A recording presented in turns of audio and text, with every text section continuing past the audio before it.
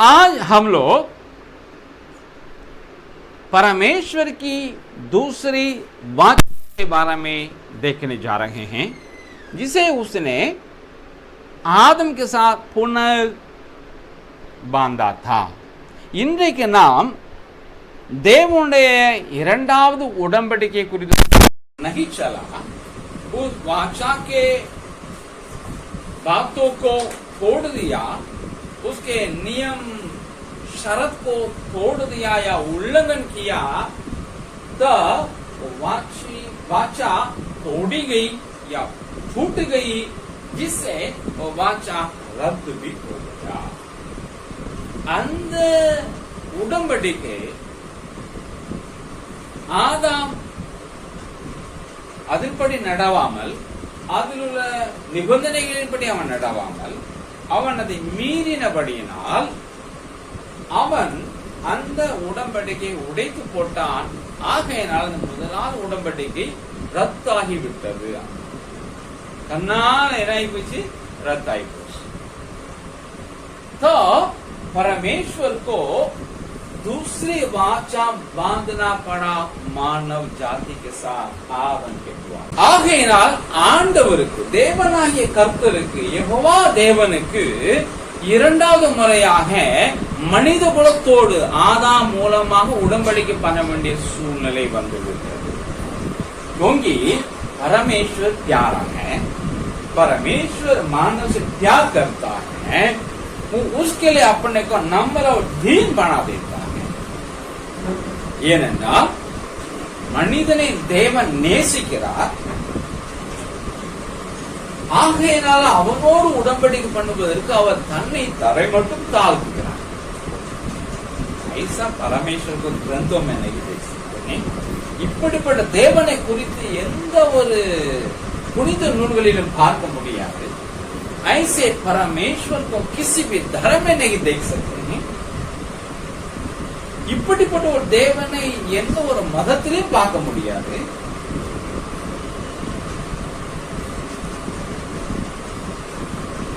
वो परमेश्वर दोबारा आदम के साथ उसी आदम वाटिका में दूसरा एक वाचा बांधा, जिसको आदम की वाचा नहीं बोलते हैं, लेकिन नाम तो पहले वाचा में दे दिया गया है, उसको अभी आदम की वाचा कहा जाता है।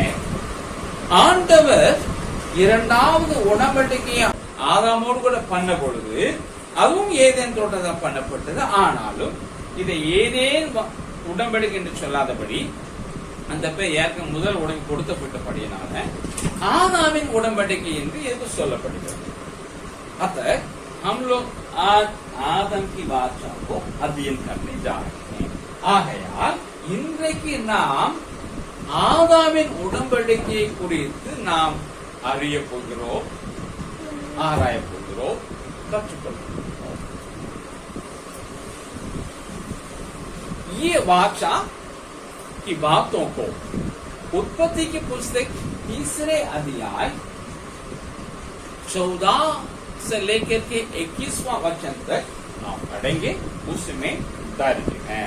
இந்த உடன்படிக்கை குறித்து ஆதியாகமம் 3வது அதிகாரம் 14 முதல் 21 வசனங்கள் வரை உள்ள வசனங்களில் எழுதி இருக்கிறது। நான் पहले हम हिंदी में पढ़ेंगे, उसके बाद हम तमिल में भी पढ़ेंगे। முதலாவது ஹிந்தியிலையும் பின்னதாக தமிழில் வாசிக்கிறேன்। उत्पत्ति 3 अध्याय 14 से लेकर के 21 तक।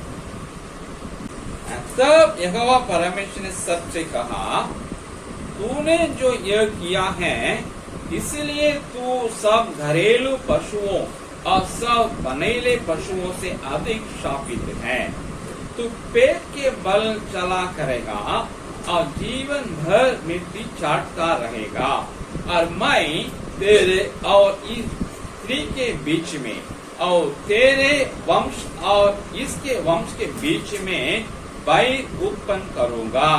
वो तेरे सिर को कुचल डालेगा और तू उसकी एड़ी को डसेगा। फिर स्त्री से उसने कहा, मैं तेरी पीड़ा और तेरे गर्भवती होने का दुख को बहुत बढ़ाऊंगा। तू पीड़ित होकर बालक उत्पन्न करेगी और तेरी लालसा तेरे पति की ओर होगी और वो तुझ पर प्रभुता करेगा।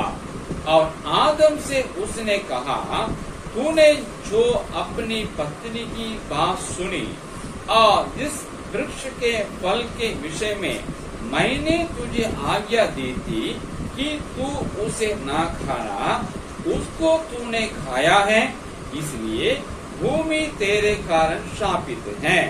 तू उसकी उपज जीवन भर दुख के साथ खाया करेगा और वो तेरे लिए कांटे और ऊंट कठारे उगाएगी और तू खेत की उपज खाएगा और अपने माथे के पसीने की रोटी खाया करेगा और अंत में मिट्टी में मिल जाएगा, क्योंकि तो उसी में से निकाला गया है। तो मिट्टी तो है और मिट्टी ही में फिर मिल जाएगा। आदम ने अपनी पत्नी का नाम हव्वा रखा, क्योंकि जितने मनुष्य जीवित हैं उन सब की आदि माता वही हुई। और यहोवा परमेश्वर ने आदम और उसकी पत्नी के लिए चमड़े के अंक रखे बनाकर उनको पहना दिए।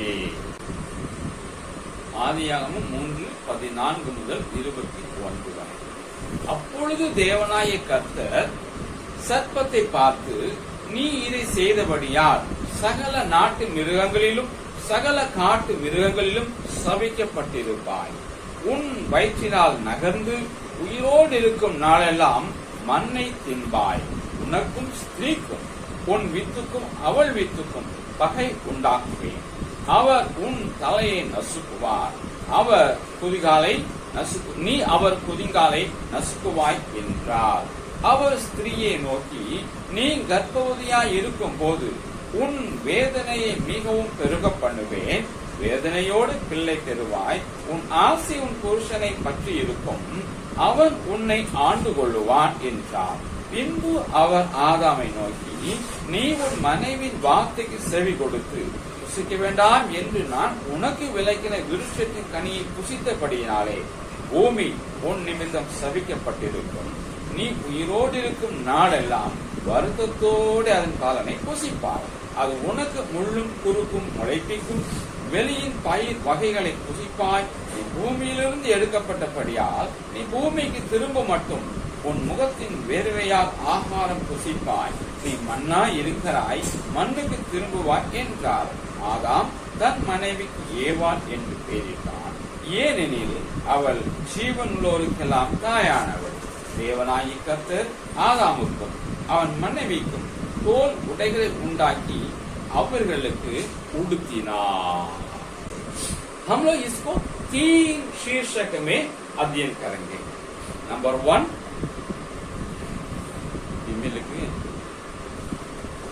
मानवीय पाप का परिणाम, मनिद पावத்தின் விளைவு।